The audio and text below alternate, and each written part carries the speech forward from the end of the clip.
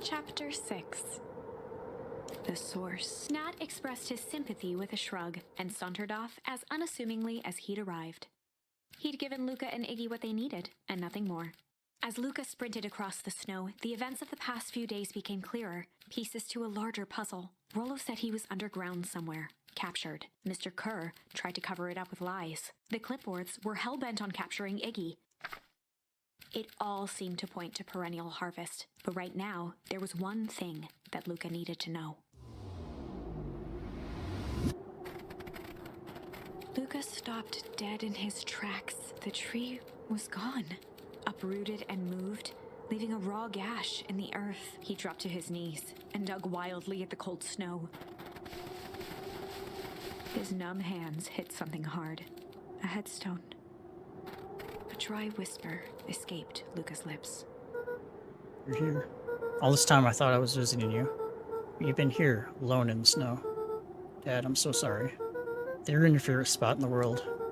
Our favorite spot in the world. Dad, what do I do? There was no reply. Just snow-covered silence. Why'd you give me the slip like that? I couldn't find you, you jerk. Iggy finally noticed the tears welling in Luca's eyes and the snow-covered grave. Oh. Iggy, they stole his tree, Iggy. Yikes. Suddenly, they heard the crunch of approaching footsteps in the snow. We gotta hide. 259K. Fall off distance still good. Dude, did you hear me? I said 259. Sorry. You ever think about what we did here? We saved a whole town of people. Doesn't feel like it sometimes. What about everything we left behind? That's the grave of someone with a family. People who love them will never know the truth. Truth is overrated. He bent down to scoop up a snowball and lobbed it playfully. Hey, don't be such a downer, dude. You took this job to change the world. Yeah, come on. It's almost lunchtime. How's that? Hot weirdo.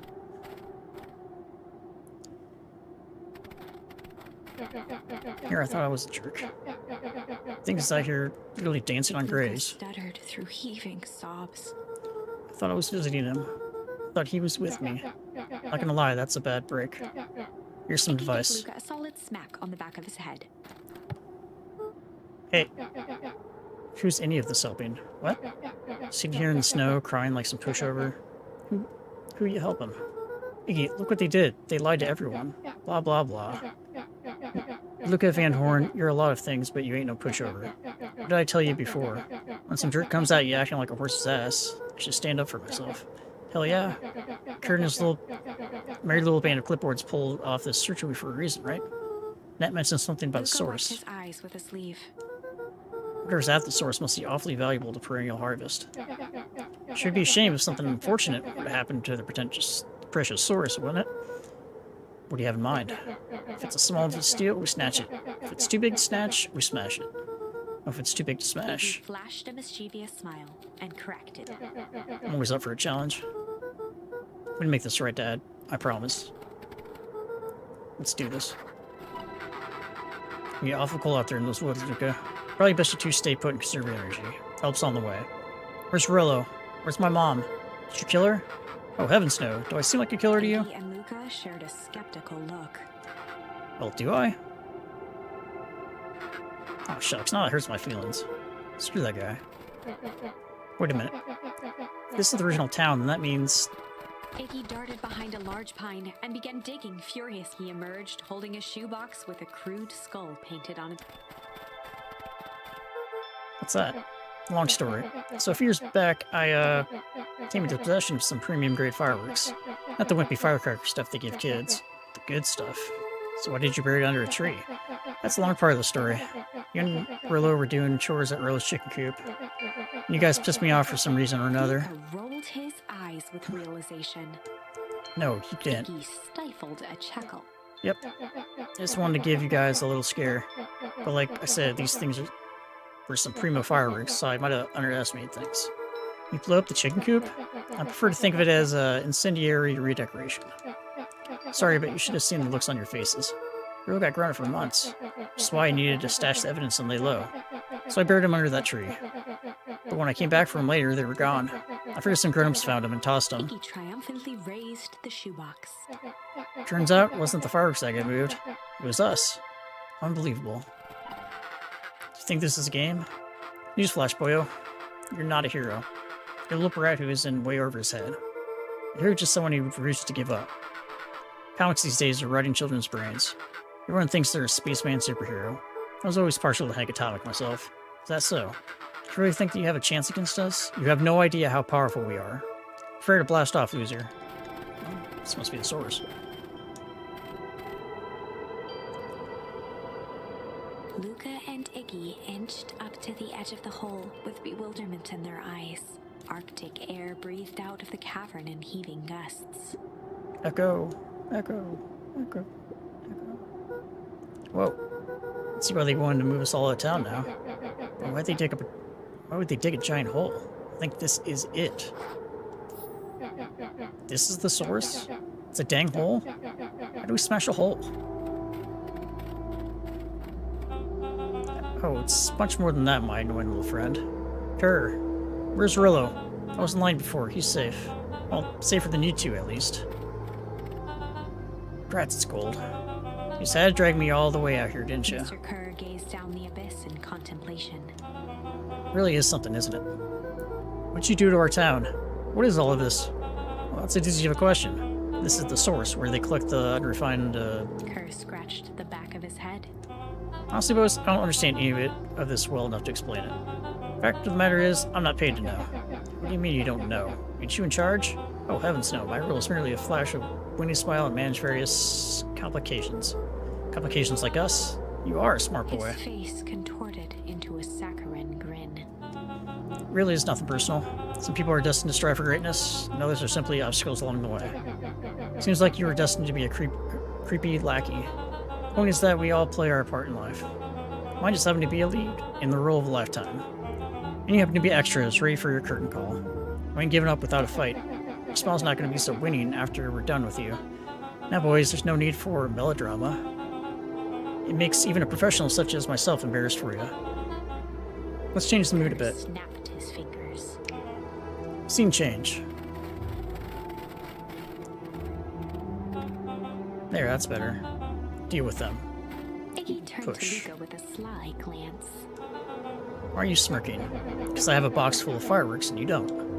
Iggy waved the box into the air, threatening to drop it down the hole. Stop. Let's not do something regrettable. Joke's on you. Regret is one of my specialties. Out of curiosity, what would happen if I threw these in your precious hole? Nothing. Nothing at all. You're a terrible liar. I'll have you know, I am an exceptional liar. Up. That's far He enough. plucked a single bottle rocket from the box and held it up with reverence. Stop, you fool. Call off your goons. After a long pause, Mr. Kerr flung up his hand with frustration. Very well. You all can head back for the night. It's been a long day. I'll handle these two from here.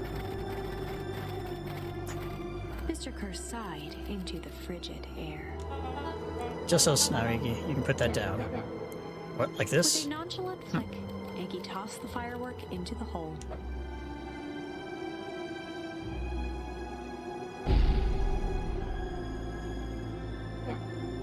Oh. Whoa. With a growl, Kerr leapt at Iggy, crashing through Luca.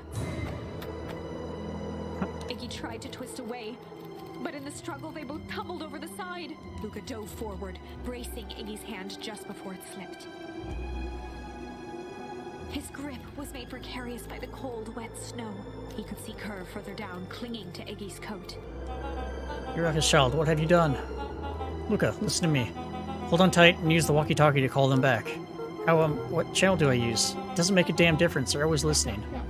If you do that, the clipboards will just haul us up and drag us both. The only way to get out of this is if Kerr's out of the picture. Just let go and save yourself. If he lets go, we both die. I don't want to die, but seeing the look on your face almost makes it worth it. Mr. Kerr, you've had a long life. Why don't you actually do something selfish and just let go? Mr. Kerr gasped with insult. Long life? I'll have you know, I can still play 25. You should have heard me sing the parts of Phileas Young. With a wild look in his eye, Mr. Kerr began to hum a proud melody. Wow, can you believe this guy? his hand began to cramp. His voice began to crack. Kerr, just let go. No can do. If you want to save your friend, you'll have to save me too. Luca, look at me. It's okay. Luca felt Iggy loosen his grasp. You aren't going to kill your friend like that, are you? Every muscle in Luca's body burned. I'm not his friend. Yes, you are. No, I'm just a no-good bully. Like you, Kerr. Iggy, no. Felt his hand slipping. I told you what you need to do with bullies. I can't. It's your only way out of this mess. Two birds with one stone. It makes sense for us to fall together. What I could do is travel in packs. Calm settled over Iggy's face. Luca, let me do this. Iggy's voice was colder than the bitter air billowing from the chasm. Let me do the right thing for once. Oh, don't give me a choice, damn it.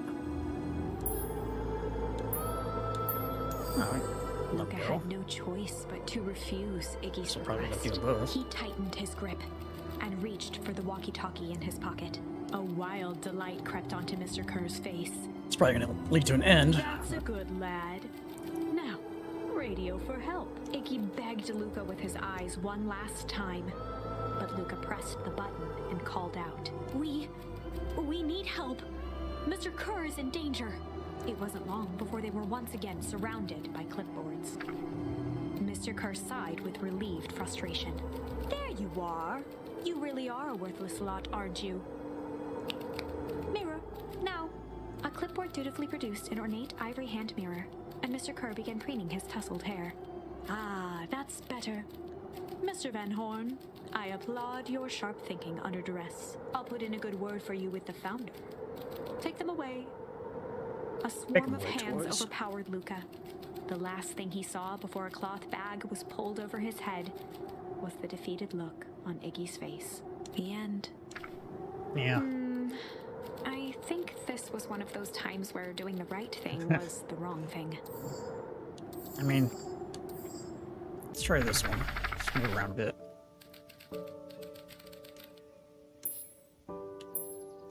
Apparently this game isn't very Luca long, began so to let's see if we can try to respond, beat it tonight. but the sky answered for him as the clouds above began to break, revealing patches of star-filled summer night.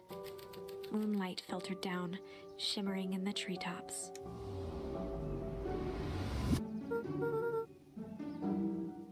Sure, you can meet Rillo.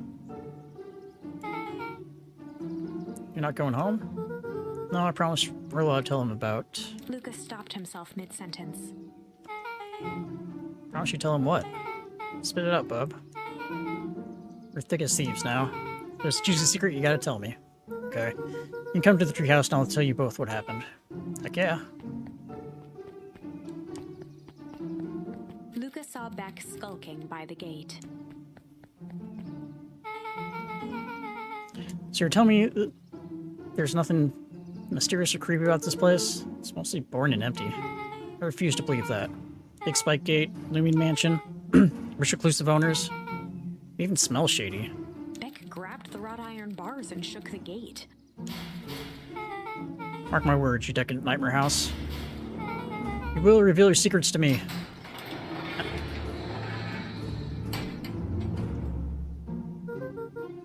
What did you do? First of all, I told you so. Second, hide.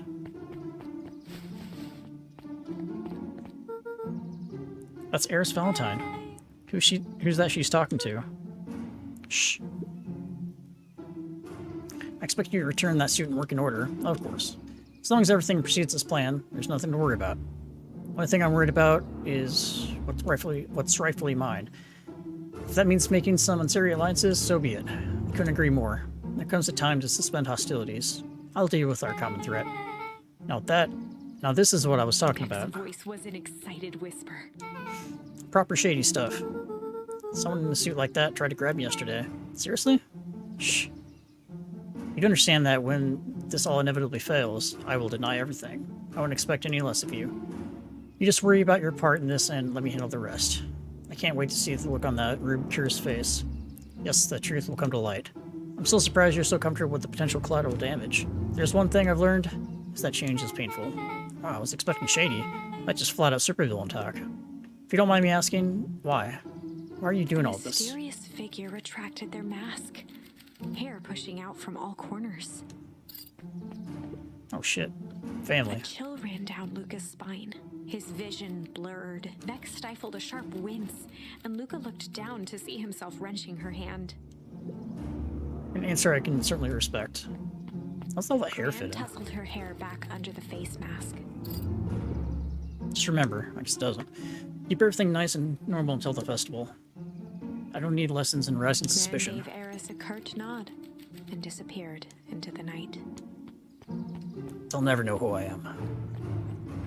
Also, wouldn't it be open with the hair like that?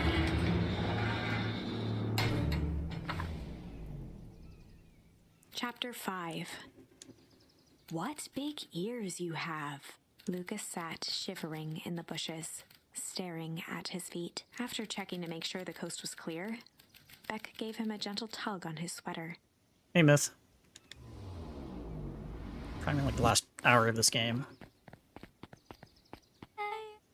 What's wrong? Look, have you seen a ghost? Why are you so scared of that old lady in the hazmat suit? That was my gran. That was your gran? Yeah. Okay, well, I'm sure there's a perfectly reasonable explanation for all of this. Let's just get to the treehouse and figure things out there. Lead the way. Last time, there's nothing to worry about. Of course, we're not worried. The clipboard finished writing with a scratchy flourish and looked up. Just dotting I's and crossing our T's. Well, maybe try minding your P's and Q's. Mr. Nuncreed, arms crossed over his paunch, gave an exhausted sigh. If there's anything you need to know, you'll know it. Absolutely. If you have to sign here acknowledging everything is accurate, be out of your hair in a flash. Oh, for the love. He snatched the pad and scribbled his name so hard the pen nearly snapped. There. Would you like my eternal soul as well? The clipboards looked at each other for a moment, almost pondering the possibility, then broke into laughter as they walked away.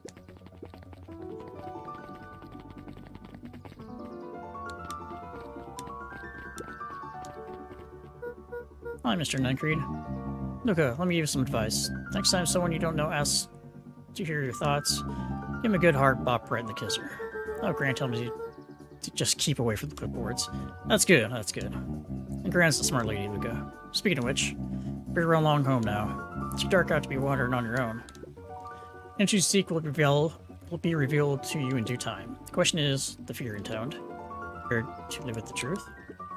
Another day, another dollar. See you tomorrow, Z. You notice how all the perennial harvest folks order the same drink? Decaf cappuccino with extra foam. Why? I don't know. Just thought it's a little odd. Pretty weird for sure. Well, the customer's always right. See you bright and early tomorrow. So I can't wait. William Kerr and Gus Valentine proudly surveyed the half-covered festival banner. It's all come together quite nicely. Couldn't have done it without The you. mayor gave a half-hearted shrug. I'm not so sure about that. Nonsense. That reminds me, I wasn't able to thank your sister for her contributions. Yes, she has been disposed of late. She doesn't much like me, does she? Oh no, that's not it at all. She's just been busy. Of course. Regardless, I would be forever grateful if you could pass my thanks on to her. The History Museum adds a real air of import to the whole affair. And we couldn't very well separate the story of Beacon Pines without including the Valentines. My father was a great man. Darn tootin' he was. Kerr locked his arm on Gus's shoulder. But I mean the entire Valentine family, present company included. Can I ask you something, Mr. Kerr? Call me William. Ask away. William, why are you doing all this? Gosh, I've never felt one needed a compelling reason to throw a party. Not just the festival, all of this. It's gonna be 100 down there log towns out there. Why is Perennial Harvest so invested in helping Beacon Pines? You know what I love most about the agriculture business? The seeds. Seeds? Yep, little bundles of potential. With a glimmer in his eye, Kerr gestured grandly toward the horizon. You treat a seed right, nurture it, feed it, it can grow into something truly special. You see potential here? Undoubtedly. The seed of greatness is already under our feet. All it needs is a little nudge. The right leadership, of course. Oh, good night, Miss Mayor Valentine. Oh, this is nice. Yeah, the treehouse is just a little further on from here. So what's your buddy Rollo like? Rello, he's... Rello. Not particularly helpful. Sorry, I just never thought about it. Lots of energy, he's funny, even when he's not trying to be. Things have been tough for his family since the fowl harvest. It's about time you tell me what this fowl harvest thing is. It's kind of a long story. Take me at the highlights. Okay. There used to be a fertilizer company here called Valentine's. They were kind of a big deal. Oh, big deal fertilizer. It was a big deal to us. The stuff really worked. Farmers loved it. So Valentine grew and grew. Beacon Pines pretty much grew around it. Most everyone in town either worked for Sharper Valentine or used the fertilizer. Things were good. I'm sensing a big but. About 6 years ago, Sharper Valentine suddenly died. And something changed. Changed how? Could have been a bad batch, maybe it was in the water, or air, or soil. Nobody knows. All the crops died. Everyone blamed the Valentines. The foul harvest. Yeah. Valentine's fertilizer went out of business. Half the town lost their jobs. Sheesh. Next year the crops came back, but something is different. You plant a crop, do everything right, it's sort of a crapshoot what happens. And no one knows why? Nope. I take it Rose Farm got the short end of the stick. Yep, for some reason their farms hit harder than others. That sucks. Things gotten better since Perennial Harvest came to town. The Beacon Pines Reborn Initiative? Yep, first thing they did was give the town a deep scrub. And even put us up in hotels. One town over for a week while they decontaminated the groundwater. Better get going. There's the cutie. It's about time. It's about to give up, go home. Who's the new kid? Name's Beck. You must be Rolo. I see my reputation precedes me. Welcome to Mission Control. Waggled his head with pride. You'll find we spared no expensive construction. Seen worse looking piles of junk. Thanks. Hey, Luca, you know those security concerns we talked about? Yeah? I was waiting, I made some improvements. I'm gonna lock this baby down for a little test infiltration. Can't be too safe these days.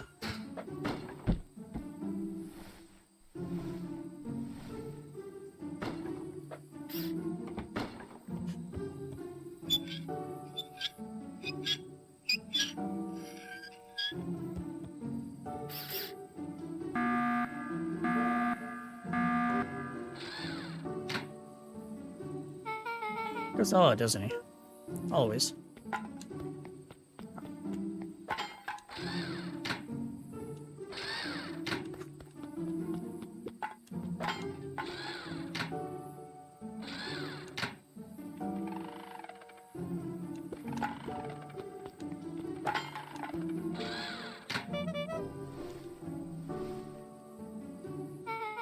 Where'd you guys get all this junk in the first place? There's a guy in town called Jeff who trades us junk for snacks. Junk food for junk. Nice.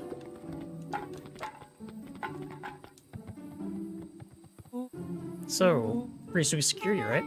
Just imaginative, I'll give you that. Luca, are we sure we can trust the new recruit? I'll vote for thanks, I guess. Oh, Luca, you promised to fill me in about the Valentine warehouse. Luca sucked in a long breath. So like I said, there was someone there. What were they doing? I don't know, but the place was lit up and active. Maybe they were squatters? I don't think so. It seemed more organized. The man pulled me in. I saw some sort of equipment running. Man pulled you in? Yeah, but I got away. He keeps saying it was a man. They were wearing a mask, right? Yeah. And it could have been a woman. How did you get away? I grabbed a rock or something and broke their mask. They let go and I ran. Dang. That's intense. No wonder you freaked out when you saw your grandma. Yeah, that's the other part. On our way here, Beck and I saw Eris Valentine meeting with Grand. We're in the same sort of hazmat suit. A low whistle. And they weren't there for idle chit-chat. It was a proper clandestine meetup. So let me get this straight. There's an operation in full swing at the Valentine warehouse. You're almost abducted by a strange man or woman in a protective suit. And then you saw your Grand in the same suit talking to Eris Valentine? Pretty much. I'm beginning to think this town is kind of awesome. Luca shot back a look. No offense. So we can logically conclude aliens or alien zombies have infiltrated the town. The leader is your Grand, and she tried to murder you. First of all, and for the last time, there are no aliens. Second, it couldn't have been my Grand at the warehouse. Broke that person's mask to get away. The mask Grand was wearing wasn't damaged. But she's definitely hiding something. Maybe. Grand's weird, but she might be the most boring person in the universe. While she doesn't sit around all day making jam. What should she possibly have to hide? I don't know. We haven't talked much since she moved in. Moved in? Your Grand isn't from here? No, she came a few months back to take care of me after his mom went missing. Did you know your Grand before? No, not really, no. It's been years since I've seen her. Look, don't take this the wrong way. Are we sure your Grand is on the up and up? Luca gazed out the window. I'm just saying. Sounds like strange stuff has been happening since she showed up. You say the same thing about your family. But you're right. Look, your Grand is hiding something. And Pa always says folks only bury stuff worth digging up. We need to investigate your house. If my Grand really is hiding something, don't you think I would have noticed by now? It's kind of the whole point of hiding something. Guess you're right.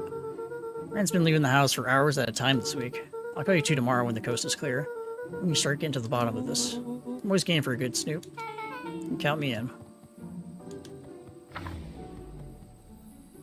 Chapter 6. Secret Lair. Summer forged ahead, but the nights only seemed to grow colder. Luca walked home slowly under the pale starlight, cautious to avoid any more surprises lurking in the shadows. Reaching home, he slipped quietly into bed, half dreading what they might discover the next day.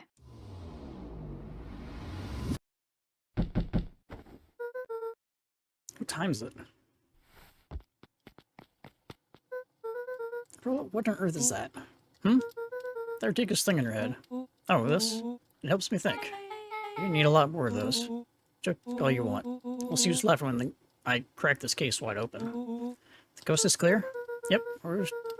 Whatever she's been up to this week, it's been keeping her busy most of the day. Very well. The game is afoot. Luca and Beck rolled their eyes as Rollo strutted across the room. If I were Gran, where would I hide my deepest, darkest secrets? Perhaps where you might least expect it. Rollo flung open the cabinet with Aha! He coughed as a veil of dust hit his face. I think it's safe to assume anything that's dusty isn't worth what we're looking for. I mean, that's what she wants you to think. Then again, any good detective knows not to trust their first hunch. First hunches are for suckers.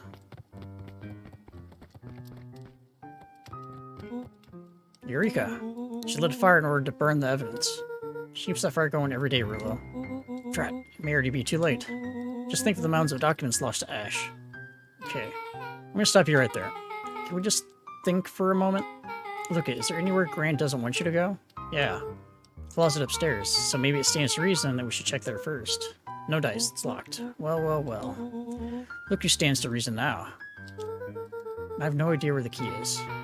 If it really is important, then she probably keeps it with her. Anywhere else? She has her berry bushes. Who's ever thought, I'm going to take this important thing and huck it in a bush? True. Anything else? Maybe something out of the ordinary? Well, she is always worried I'll break her fancy dishware in the kitchen. But it doesn't matter anyway, I can't reach the latch. A look of realization crept onto Luca's face. All three kids snapped to glance at each other, then sprinted in turn toward the kitchen.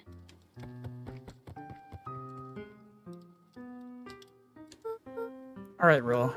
It's your time to shine. Oh yes, you've called upon my expert detective skills. Now I shall proceed Before with... he could finish, Luca scrambled up Rollo's back. Hey, this isn't my idea of detective work. Every squad needs a good lockpick. Every good lockpick needs a sturdy head to sit on. This is beneath my standing. Stop complaining and hold still. Got it. The three crowded around the hutch to peer in. With the glass doors opened, a perfect porcelain display gleamed in front of them. Their eyes searched for anything amiss, but the only distinct feature was its impeccability. Well, that was anticlimactic. Yeah. I don't really know what we were expecting. Like, oh hey, let me just yank on this random teacup in. As Beck pulled on one of the teacups, it slanted forward with a hollow click. The entire hutch began to rustle and slide under its own power. Seems like your Gran has been doing some remodeling. Dude, only two types of people have secret lairs. Evil masterminds and superheroes. So which one do you think she is? We're about to find out. It's a meth lab. Okay, so more of an unhinged conspiracy type? Oh, wow. Yeah, this cannot be good. You need to look around here before jumping to conclusions. Luca jostled each cabinet drawer in turn. Only one was unlocked. He fingered through the filing cabinet, pausing at a bulging folder labeled Walter. For a long moment, he just stared at it. What do you got there? It's my dad. Looks like some of his old medical files. Dad was a doctor? Luca nodded and caressed the label with his thumb. Well, are you gonna read it? Here, let me help. Rollo swiped the folder from the drawer and began leafing through the pages. He whistled to himself, barely looking at the text. How do you actually read some of it? One sec. Dense documents such as this are all like a cheeseburger. It's supposed to skip straight to the middle. That's where all the meaty bits live. Well, I had no idea we were in the presence of a prominent scholar in dense documents. And cheeseburgers. By all means, He proceed. stopped at a page and mimed, holding up a monocle. Ah, here we are. Follow-up examination of Terrence Willoughby. Patient shows further signs of paleness and malaise. Body temperature continues to drop.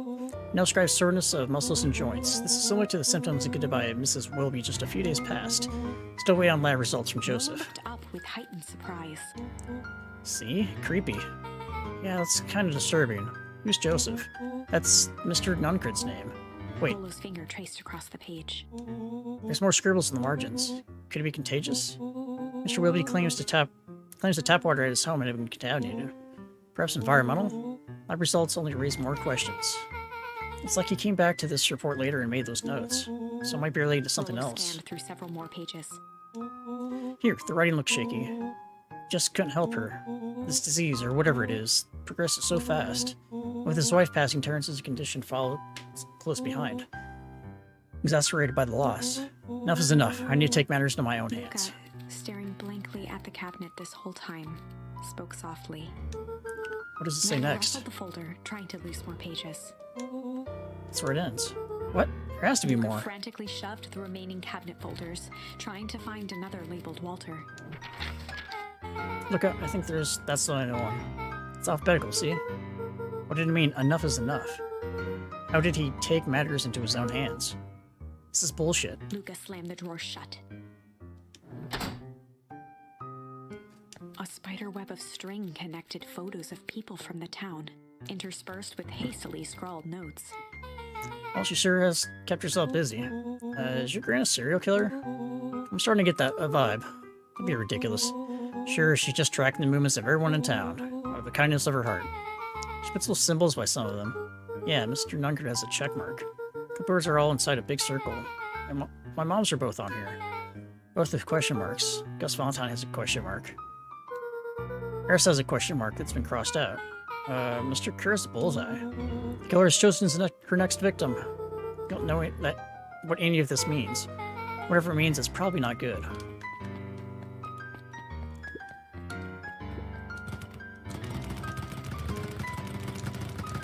It's gonna be another achievement, isn't it?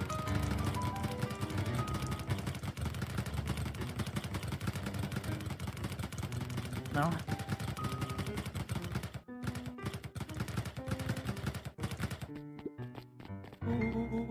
What do we have here? Rails marked caution, explosive. And jam jars? That's enough jam to feed the whole town. What kind of incendiary jam is your grand making? Alright. She shouldn't have had me walk around town delivering bombs. Right? But one way to find out. Casually spun open a lid and dipped his finger in the jam. He Huckleberries. smacked his lips. And a hand of brown sugar and ink? What? Rollo plunged his hand in the jar, fishing out a soggy slip of paper. Aha. Rollo offered the slimy note to Luca and licked his fingers clean. It's addressed to Miss Fratelli. Graham Jam Graham? It says last night I used the disguise Harris provided to scout the location. The timing window should be possible. Operation Sparkplug is a go. Oh man, are they doing a heist? Whatever it is, it can't be good. So more a bombshell than a bomb, am I right? You're new here, so I'll let it slide. But I'm the bad joke guy around here.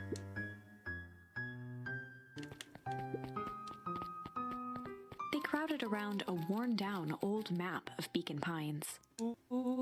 Cool, this looks like a treasure map. Every old map is a treasure map, Rillo. Yeah, but every treasure map is an old map. Can't fault that logic. Look, there's even a pathway drawn on it.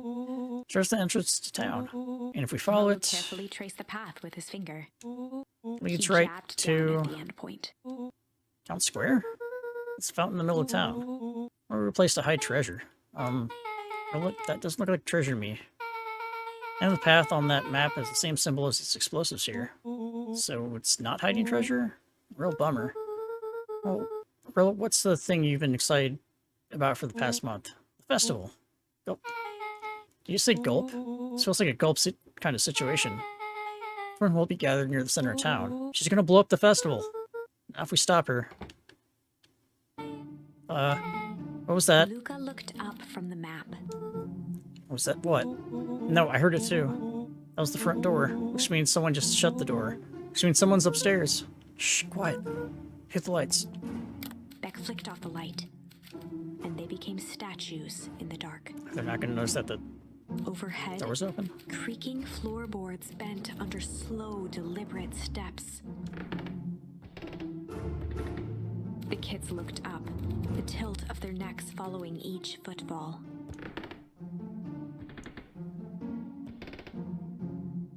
Then suddenly, it stopped. Without realizing, they'd been holding their breath. All three exhaled shakily and glanced at each other. A muffled male voice broke the silence. A final few footsteps reached the entrance above them, and the voice now echoed down the stairs. Anyone down there? Three kids shuffled to the corners without a peep. As he began to descend the stairs, the man's voice punctuated every new step. Thump, Yoo-hoo. thump, I'm not here to hurt anyone. thump, I'm just here to help. Just... thump. At the bottom step, the man paused, squinting to search the room for signs of life. Huh.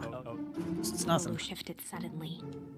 Luca gave him an intense, chastising look and whispered through clenched. Rolo, don't. It was too late. Rolo was already inching toward the stairway. He screeched as he charged toward the shadowy figure. Flaming chicken coop. With all his weight, Rolo tackled the man to the ground. Rolo? Mysterious creepy man? Anyone there? From the dark corner, they saw something move. Oh, didn't know if I had it in me. There was only one way to find out. Holy crap, Rolo, that was awesome. Wait, did you just kill that person? Luca scrambled to the hunched figure on the ground. Pressing his fingers to the man's neck, he sighed. Sure clobbered him good, Rolo. He's knocked out As cold. Beck flicked back on the light, Luca and Rolo both gasped in stereo. Mr. Tolliver,